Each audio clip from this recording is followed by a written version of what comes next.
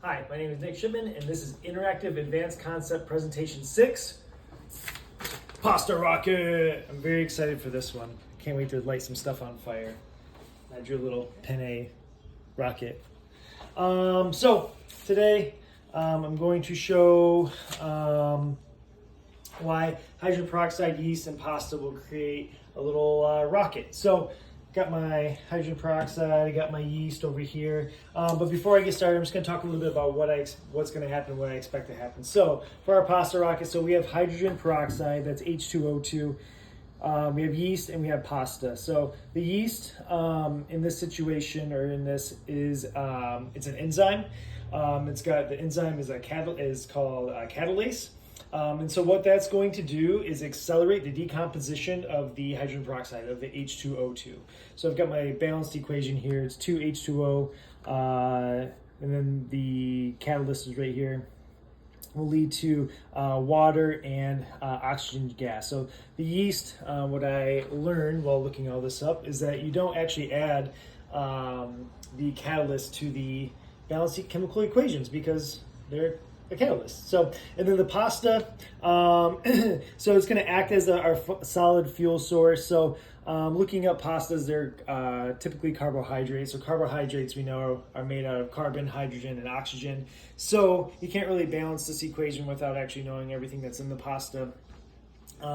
So it would just be CHO solid plus O2.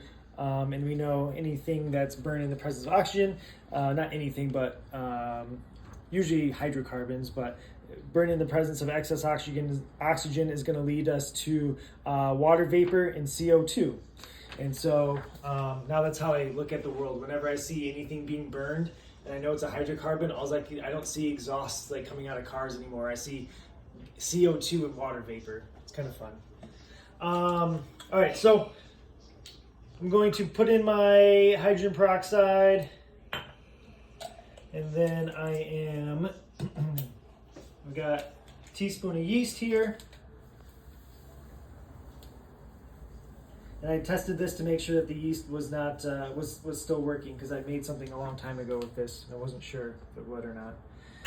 Okay, I'm gonna throw this in there, push this down pretty hard, give it a little swirl, and then we should be able to hopefully make a pasta rocket. Come on, pasta rocket. Oh.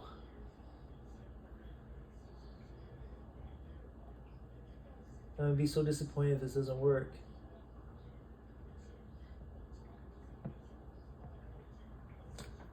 I don't think it's gonna work. The penne might be too wide. It's not like concentrating the oxygen enough. Because I can see bubbles coming up through the penne now. Yeah. Oh man.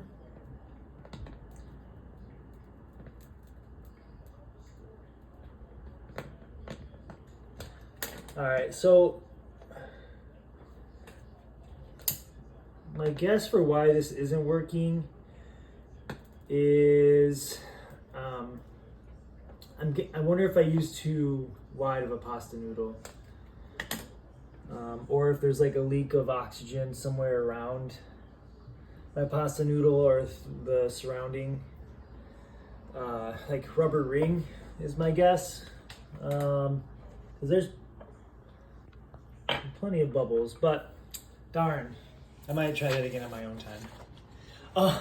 So I kind of explained like the chemistry behind why that happened, but I'm glad I read through the instructions again, because you did ask about what bonds are being formed. So I did write out the bonds. So our H2O2, I wrote the Lewis structure here. So our hydrogen has 1 valence electron, oxygen has 6 valence electrons, and so hydrogen can only form 1 bond, and then oxygen can form more, but without hydrogen it's only going to form 1, but it's only got 6 valence electrons, so they're going to be sharing electrons.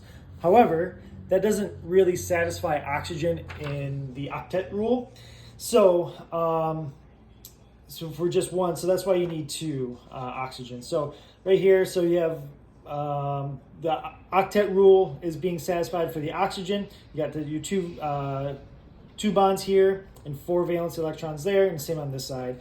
And then for water and oxygen, so water is going to be very similar to peroxide. So I drew the little structure there. And then oxygen is just a little bit different on its own because it's going to form a double bond.